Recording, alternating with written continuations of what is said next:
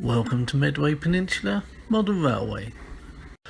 As usual, I'd like to start with some thank yous.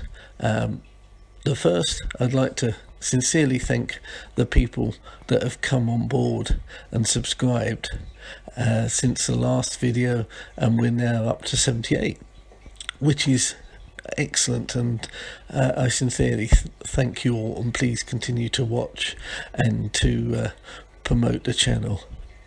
I think this is probably partly due to John over at Piccadilly, who mentioned my channel in his last video, so thank you again, John. I'd also like to give a shout out myself. Richard over at St Michael's Hill has hit 1,000 subscribers, and he's doing a competition. But to enter, you have to give a shout out to a channel that has less than 1,000 subscribers. So I'd like to give my nomination over to Jeff at Tram Junction. That's Tram Junction, and it won't surprise you that his layout combines trains with trams. It's an excellent layout. He's really done a brilliant job, and it's well worth a look. So there's my shout out, Jeff at Tram Junction. We'll go on in this video just to show where we are in the track laying, and there's a little surprise at the end. So thanks again for watching, and I hope you enjoy the video. Okay, so this is what I would consider a first momentous occasion, i.e. I finished the track laying. So I'll give you a little run through. Here we go, starting on the main upline. This is going to be the station area. We've got a parcels Metcalfe office there, which will be alongside the Metcalfe main ticket office. This is the main up platform. There's a couple of parcels coaches I recently got. This will be the down platform, just along here. Up platform, I'll run a loco and 4 coaches. That's probably the maximum. And on this down line, probably get a loco and 2 coaches. A little smaller than I wanted, but hey, you just got to live with what can be fitted in. So here is a spur into what I will call the single bubble car platform, and that will be shuttling between here and the smaller platform. You might say, what is this track that seems to go nowhere? And you're completely correct, because this will be a disused track. From when in the old days there used to be 2 tracks coming down here, but this one has been done away with, and it will be weathered but used as my programming track. Okay, so we move on out of the main platform, and here are the points so that the upper line can join in to the down line and into the bubble car. All will become clear as we move along. So here we are. I ideally wanted no more than or no less than a 1/3 radius. I wanted 4 1/3 radius, but had to compromise on a couple of points or areas which were a little tighter than I wanted, but probably still in the 2nd radius. So yeah, hopefully that works all right. So there's the main line coming up. This area here will be a small station. The mainline trains, most of them will be going straight through, but the stoppers will just be a two-coacher. And here is the entrance into the bubble car platform. So the bubble car will just shuttle between the two stations, if that makes sense. Okay, so let's spin ourselves around. I'll try and do it quite quickly to stop any motion sickness and give you another route. Then we have the entrance in to the factory area. So in comes a supply train to the factory. So as you can see, I'm going to use a Metcalfe factory. Here is the footprint for that. Just next door where the ruler is, that will be the storage area for the empties.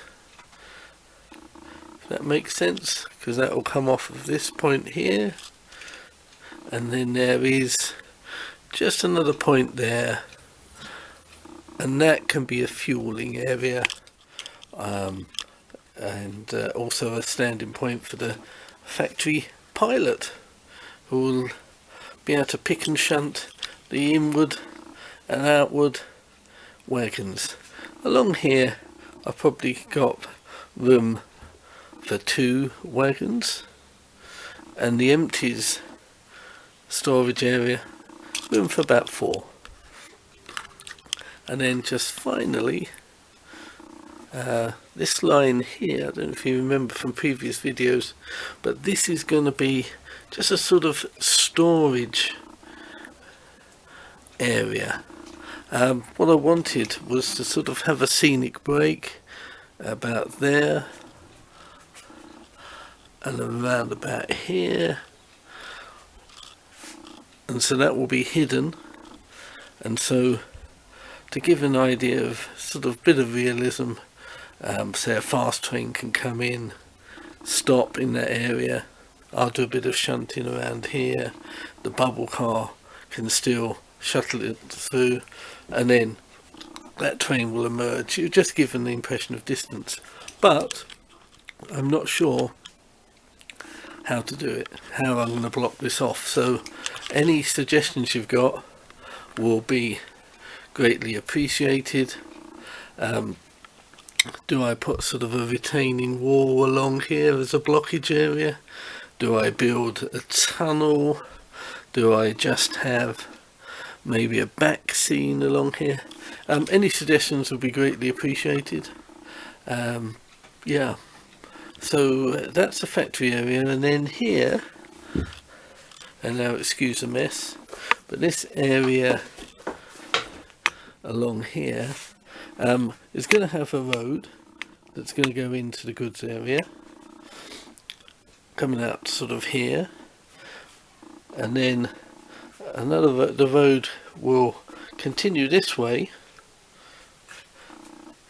and into here is where I'm hoping to put sort of a bowls club, a pub, building works, a couple of houses being built. Again, excuse the mess, and then that will finish off about here. Up the top, where that black roll and the boxes are, this will be a bus area, bus station, drop-off point to feed the station. Along the top here, to this area here will be on the back scene low relief industrial area, where this little area here will have a supermarket, and then again, excuse all the mess, but along here will be shops, there's a station, and where this box of goodies are will again be another bus station to feed the station. So I'll give you one more spin through. If anybody spots any glaring errors or have any suggestions, please let me know in the comments box.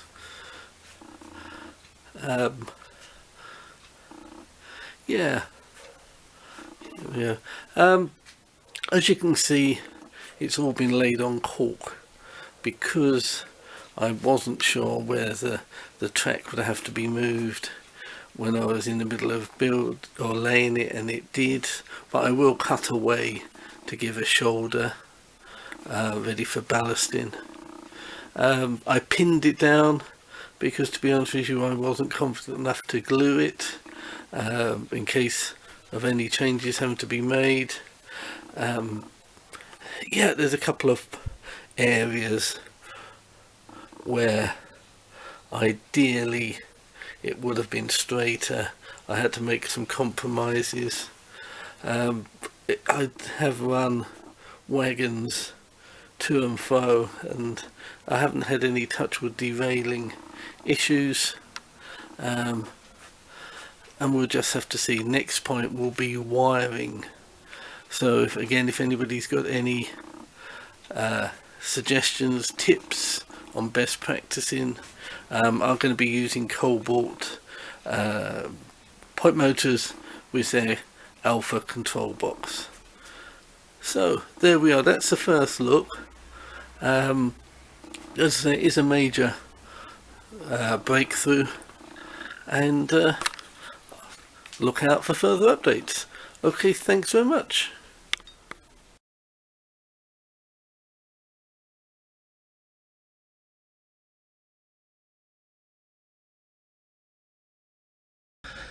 I visited the DCC Concept stand at the Great Electric Train Show a couple of weeks ago. John at DCC Concepts has been extremely helpful, and I've been emailing to him and throwing with questions, and managed to speak to him. He was on the stand. So I have decided to go the Alpha Power box way, which boosts the power up to 5 amps, which might be a bit of overkill for the size of my layout, but I do want the points controlled by the Alpha control box. I want to use a Train Tech automatic signalling system, which are going to be fed off of DC. And it just means that I've got a reliable continual power. So I was happy to go that way. I'm also using the Alpha control box, and that is a simple way of operating the Cobalt points. You just press a button and the points are changed. So yeah, pleased with that, and I think DCC Concepts are excellent, certainly with their customer service, and I would recommend them.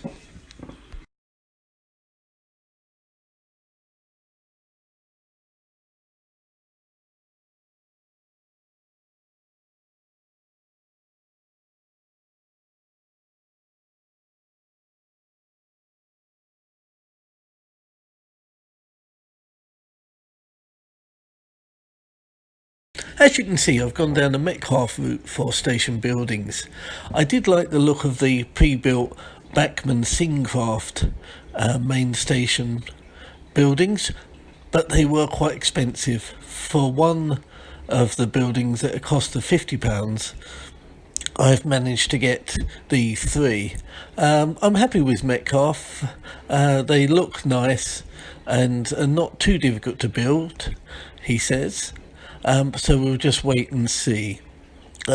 As I mentioned before, I've got the main booking hall and the parcels office that will be on the main platform, and just for the smaller platform at the top where the bubble car comes into, I'll be using the Wayside station, and then I propose to use the Metcalfe platform But at Great Electric Train Show, I did speak to KS Lasers, and they do their platforms.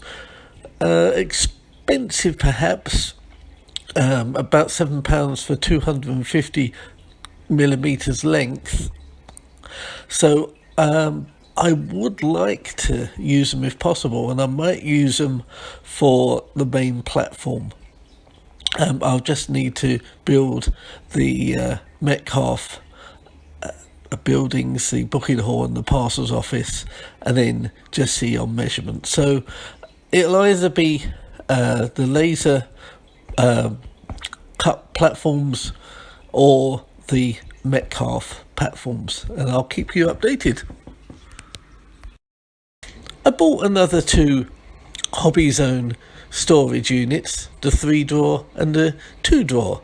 They are nicely working with the previous 2 purchases, which was the paint holder and the brush holder. I'm aware that I really need to tidy things up a bit, and these help. Great products, decent price at 15 quid each, and as I mentioned before, very easy to put up. On Saturday, I popped down to Rochester Models, whose shop is just opposite Rochester Railway Station, as Andy was organising an open day. He had various demonstrations. There was weathering, kit building, adding lights to models, but also there was the rep from Pecco demonstrating. And I managed to have a chat with him, and it was very helpful. He gave me advice on wiring the layout, just confirmed that how I'd set the points up were correct. Also had a look at some of the Pecco scenic materials, the static grass applicator. So it was a good couple of hours I spent there. Also got a nice complimentary bacon roll and a cup of coffee. But while I was there, I did see these Nightwing kits, so I decided for the small refueling area I was going to purchase their British Rail diesel fueling point, and also the small oil tank, which I think will look quite nicely. And yeah, it was a great couple of hours spent there, and it was great to be able to support the local model shop. As I previously mentioned in other videos, Andy has been extremely helpful. Okay, I decided to power up a small section of the layout, just so as I could do a bit of programming of some of the locos to change their address codes, and also just to see something running.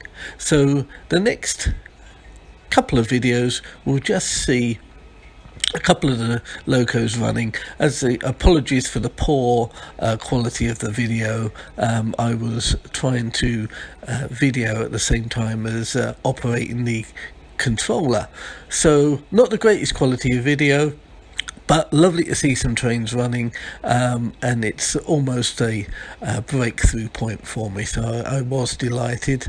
As we go further down the line, I will introduce what locos I've got, and the quality of the video will be better, but there we are, at least something's running.